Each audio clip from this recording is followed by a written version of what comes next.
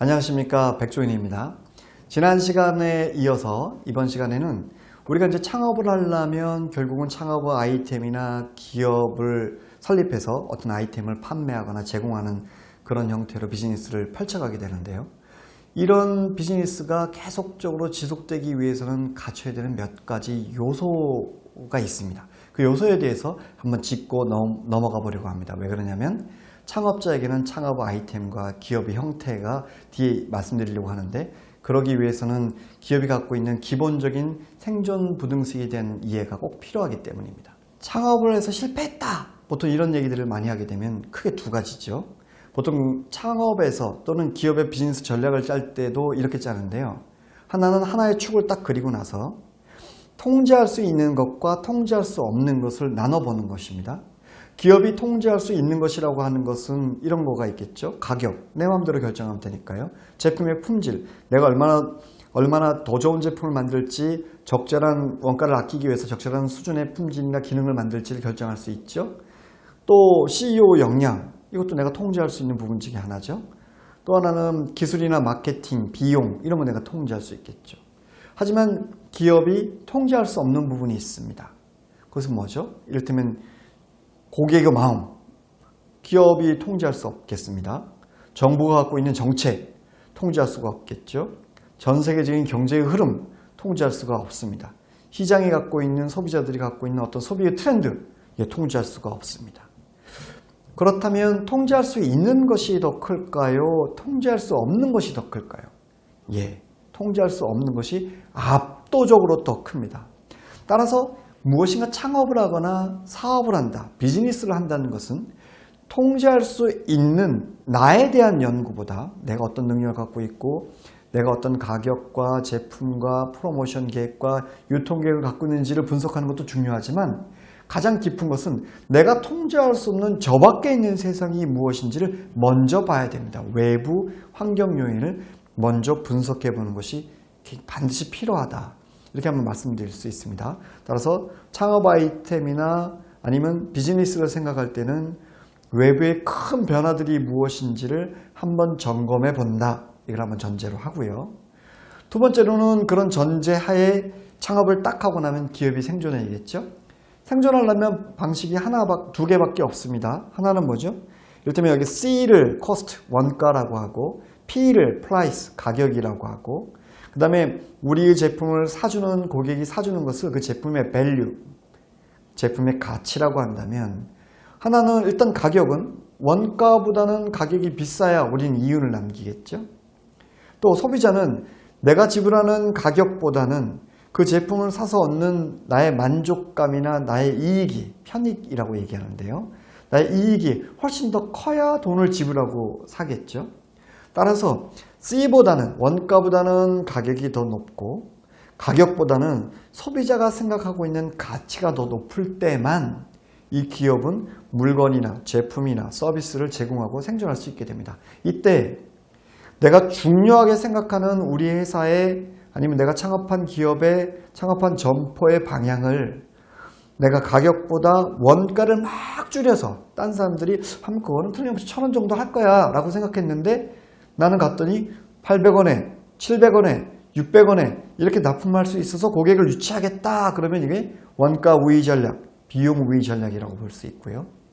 반면에 내가 드는 재료비가 비슷해서 나는 그렇게 원가를 낮출 수는 없어, 대신 나는 여기 데코레이션을 따로 할 거야, 아니면 여기에 다른 기술적인 무엇인가를 넣을 거야, 아니면 여기 새로운 무엇인가의 디자인을 넣을 거야, 이런 식으로 제품을 차별화시켜서 고객들이, 소비자가 그 가격이지만 뭐 어쨌든 세상에 이거 하나밖에 없고, 야 이거 나한테는 아주 딱인데 라고 해서 돈을 지불하게 만들 거야, 이렇게 한다면 이거는 차별화 전략이라고 말할 수 있습니다. 이것을 열심히 공부해서 이렇게 내민 유명한 학자가 마이클 포터인데요. 마이클 포터라는 학자는 이것을 본원적 경쟁 전략이라고 하고, 지금 보시는 것과 같은 표를 제시해서 우리가 창업을 한다면 기업이 어떤 전략으로 가야 될지 방향을 정해야 된다, 이렇게 이야기했습니다. 한번 세부적으로 볼까요? 처음에 원가 우위 전략이라는 것은 이런 거죠. 내가 남들보다 가격을 낮출 수 있을 때 가능하겠죠. 내가 경쟁자보다 가격을 낮출 수 있을 때 아주 유효한 전략이 되겠죠. 그래서 이런 원가 외기 전략의 핵심이 되는 건 얼마나 가격을 낮출 수 있는 원부자재를 구매해 올 수 있느냐, 또는 생산을 한다면 생산이 얼마나 표준화되어 있느냐가 중요하겠죠. 예컨대 지금 제가 입고 있는 수트를 볼 수 있죠. 옛날에는 다 맞춤 양복이었지만 지금은 사이즈가 95, 100, 105, 그래서 막 양산해서 찍어내기 때문에 가격을 낮출 수 있었고, 덕분에 저처럼 뭐 땡땡땡 팩토리라는 것을 좋아했던 저는 늘 5만원, 10만원의 저가 양복을 이렇게 사 입을 수 있게 되니까 원가 우위 전략이 저 같은 소비자한테는 굉장히 잘 통했던 전략이라고 볼 수 있죠. 반면에 차별화 전략은 그와는 개념이 반대로 원가가 아니라 무엇인가 특별한 가치를 만들어서 제공함으로써 가격이 다소 비싸더라도 사게 만드는 그런 전략을 이야기합니다. 그렇기 때문에 소비자는 소비자에게 두 가지 중에서 하나의 가치를 꼭 충족시켜야 된다. 하나는 사용 가치, 효율이 높다든가, 하나는 심리적 가치, 해상에서 하나밖에 없다든가. 이 두 가지를 모두 다 중에서 이를테면 심리적 가치를 많이 높여주는 것은 명품 이런 게 되겠죠. 사용 가치를 많이 높여주는 것은 용도나 기능이 다양한 제품들을 볼 수 있을 거라고 생각이 됩니다. 양복을 예를 들었으니까 양복을 가서 예를 들어 볼게요. 이를테면 내가 양복을 만드는데 차별화된 전략을 하겠다 그러면 가게에다 맞춤형 양복을 딱 하고, 요즘 청년들의 사이즈가 달라졌기 때문에 롱다리 청년들을 위한 맞춤형 양복, 아니면 중장년을 위한 배가 좀 나오고 신체가 좀 있는 중장년을 위한 맞춤형 양복 전문점, 그러니까 싸게 할 수가 없잖아요. 대신 유치하는 전략은 단골 고객을 유치해서 가격을 좀 높게 해서 수익을 증가시키는 이런 방법이 되겠죠. 이것을 차별화 전략이라고 말할 수 있습니다. 반면에 마지막으로 있는 집중화 전략이라는 것도 있는데요. 집중화 전략은 이렇게 원가를 낮추거나 차별화를 하려다 보니까 너무나 많이 홍보를 해야 되고, 너무나 많이 알려야 되고, 너무나 많이 만들어야 되고, 이런 불편함이 있었던 겁니다. 때문에 그렇게 다 할 수 없으니까 나는 내가 물건을 팔 내 고객, 내 소비자만을 이렇게 딱 한정시킬 거야. 그래서 그들이 좋아하는 것만 집중적으로 팔 거야. 그래서 자금이 작거나, 우리 이제 소상공인 같은 경우에는 점포가 작거나 한 지역 내에 입점하고 있거나 이런 경우가 되겠죠. 기업으로 따지면 특정 고객만을 집중화해서 제품을 파는 경우를 예를 들 수 있겠습니다. 예컨대 나는 파티복을 팔 것인데 여기 반짝이가 붙어있는 걸 팔 거다. 그럼 고객이 누가 되겠습니까? 무대에서 주로 활동을 하거나 연말에 행사가 되는 연미복, 이런 것을 입는 사람들이 되겠죠. 대신 이 사람들을 위한 것을 전문적으로 만들어서 전국에 연미복을 입거나 파티가 몇 회 정도 있고 무대에 서는 사람들은 얼마나 있으며 이 사람들을 대상으로 해서 집중할 거야. 이거 집중화 전략이죠. 근데 이런 집중화 전략은 창업자나 중소기업을 위해서는 유리하지만 결정적인 단점도 가지고 있습니다. 마켓 사이즈가 작고, 만약에 반짝이 옷을 입던 사람들이 반짝이는 촌스러워 라고 마음을 바꿔버리면 더 이상 제품을 팔 수 없는, 바로 리스크가 오거나 시장이 소멸할 가능성도 갖고 있는 그런 한계도 있죠. 지금까지 본 것이 바로 4가지의 경쟁 전략입니다. 이러한 경쟁 전략은 경쟁자가 등장했을 때 우리의 전략으로 강력한 힘을 발휘합니다. 예컨대 잠재 경쟁자가 누가 옆집에, 내가 피자집을 하는데 옆집에 피자가 생겼으면, 원가 우위 전략이면 원가를 내가 더 많이 만들었어, 원재료를 더 많이 사다가 더 많이 쟁여놓고 내가 만들 때 갖고 있는 피자 가격을 낮춤으로써 돈을 벌겠다, 이런 게 되겠고요. 차별화 전략은 옆집에 있는 피자보다는 모양과 색깔과 제품을 다양하게 했다, 이런 게 되겠고요. 집중화 전략은 나는 대학가에 있으니까 학생들한테 할인 쿠폰을 막 뿌려서 물건을 팔겠어, 이런 것이 집중화 전략이 되겠죠.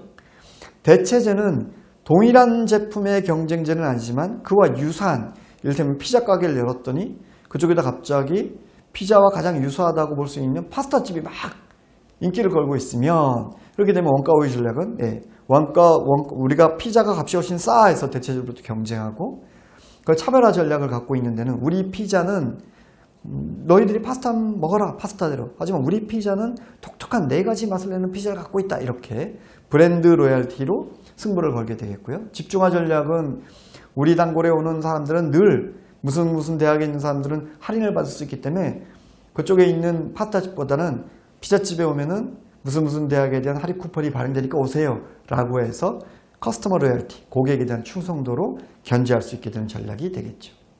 이상이 갖고 있는, 기업이 갖고 있는 것처럼 사실은 제품도 마찬가지로 특별한 수명 주기를 갖고 있는데요. 우리는 이걸 PLC, Product Life Cycle이라고 이야기하기도 합니다. 제품이 늘 영원히 잘 팔리는 것이 아니라 특정 제품이나 서비스는 처음에 시장에 들어갈 때는 어렵지만 그래서 본격적으로 팔리기 시작할 때가 제일 어렵고 그때 캐즘이라는 게 있고 본격적으로 팔리기 시작하면 그리고 가장 많이 팔리기 시작하면 성공한 거지만 그러지 못하면 거기서 사멸하고 마는 거죠.